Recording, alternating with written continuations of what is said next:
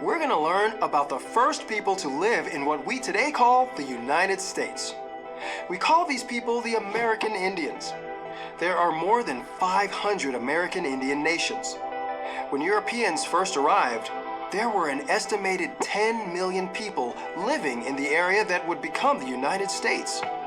Through war and disease, their population dropped to just a few hundred thousand as they were forced to live on reservations. While many American Indians still live on reservations, many live in cities throughout the United States. They're scientists, teachers, business owners, you get the idea. The American Indian nations work hard to preserve their culture and language. What are some of these nations?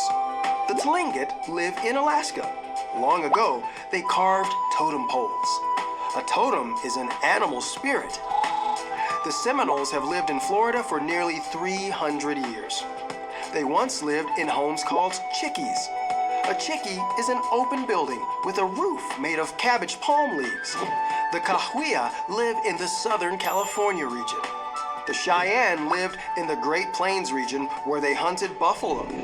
And the Iroquois lived in the Northeast region around the state of New York. For many years, they grew corn, beans, and squash. They called these crops the Three Sisters. What American Indian nations are in your area? See you next time, and keep learning.